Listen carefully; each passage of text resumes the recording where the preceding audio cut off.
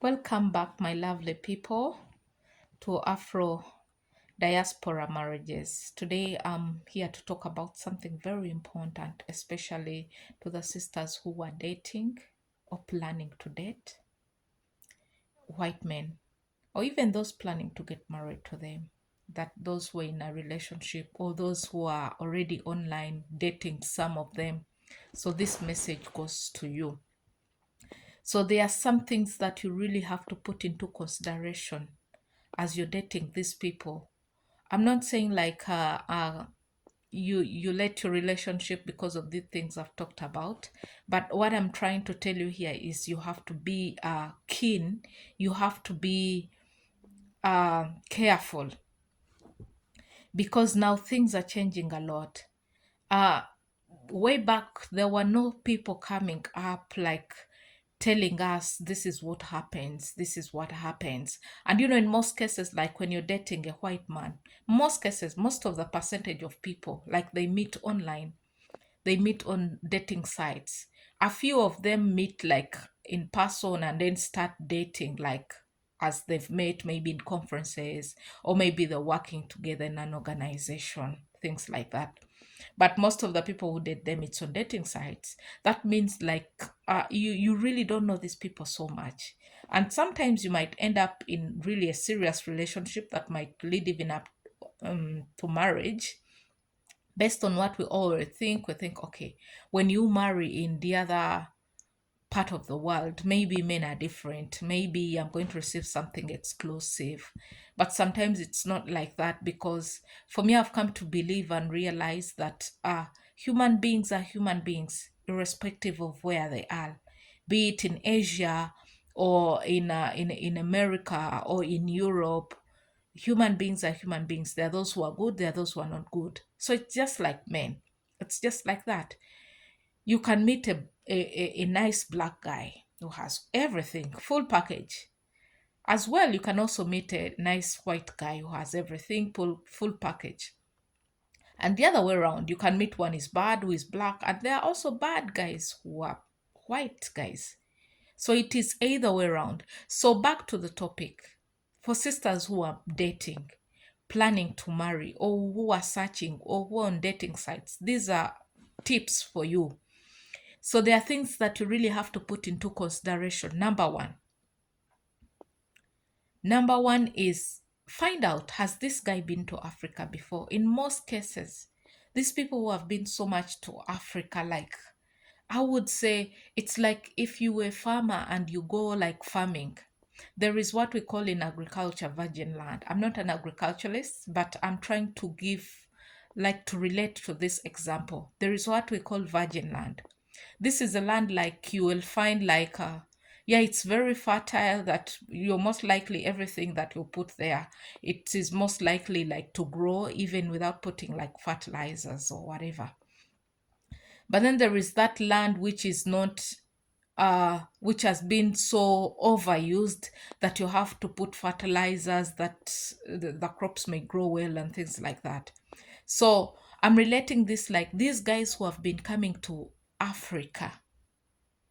They've met and mingled already with the African girls. And in Africa, it is different. It's not the same like in Europe. In Europe, even dating is not like very, very easy. Like you find somebody on the street, you date them, and then it's not so easy. There is actually even not too much contact, not too much socialization as it is in our countries. But in our countries, like if you want, anytime you go out, you can meet a girl. Uh, yeah, in club, in parties, are like parties 24/7, Monday to Sunday. It's not the same case in Europe. Sometimes these people come back in their homes like when they are really tired, so they can prepare for the next day, sleep or do some work, and then wait for the next day. And it goes like that for the entire year until when they have a break off to make holiday. So I'm talking about these white guys who have been to Africa. Most of them have. Do you know that most of them who come, they are coming as sex tourists, because they've spent the entire year working, not like so much mingling with women, and it's not even easy. It's not easy here. So this time when they have holiday, they come like to Africa. You're like, ah, Mzungu has come. Oh, actually, they have even like that privilege, yeah? When they meet girls, because we have that thinking and perspective that they are different. We think that they are extraordinary, but if you stay with them, you get to know that they are just like any other men. So when they come, like they will have this girl, sometimes you find like they have different girls every time they come. There are those who come every time they come, they meet up with a different girl. This year they come, they have different girlfriend. The other one, they come, they have, they don't inform the previous girlfriend that they are coming, they have another one, like that. So imagine you meet up with such a guy, and now because he tells you he's coming, and you're like, oh, the guy is serious. He's even coming to my country to visit. Not knowing that he's only coming for that. He's coming, like, just have fantasy fun, like men and women things. And then you'll be locked in thinking, the guy is serious. And in most cases, when they go, then they'll start excuses. I got problem with job, this, or my child, what.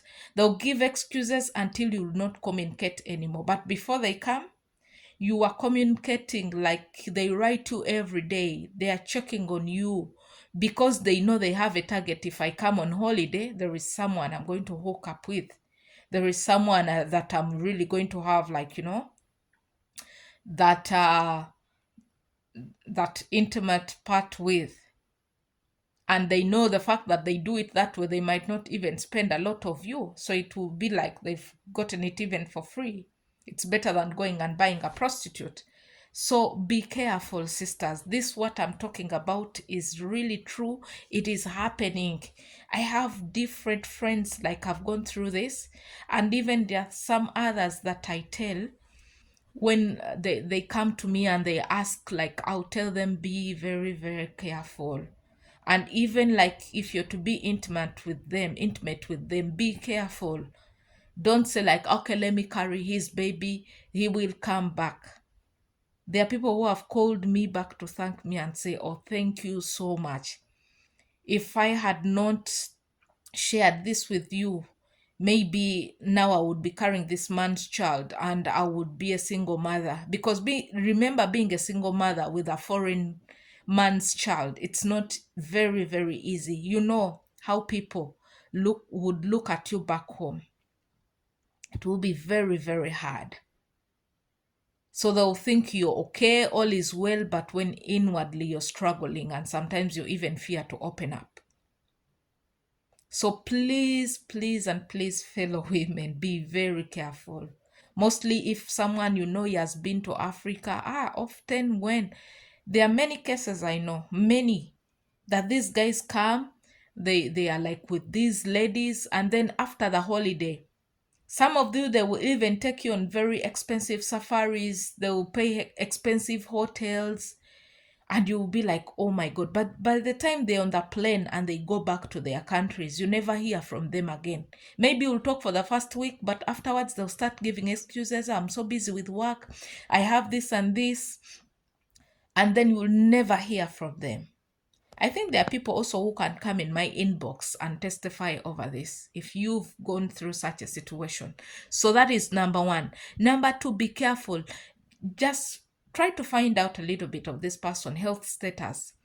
Some of them, they'll even tell you by themselves, I have this health complication, what. But imagine a person is telling you is having health complications, but she's very serious, dating you, is even making wedding plans and marriages. So sometimes we are kind of like naive, and let me say, which word can I use? Desperate.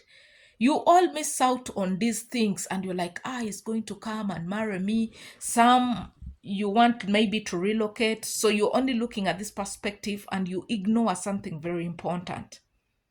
So most of them, they'll open up to you, they'll tell you, I have this healthy issue, or I have this disability. And sometimes you'll be like, I don't mind as long as you love me, what, and what. But you don't know what you're signing up for. So in most cases, this person is coming to you not because they even love you.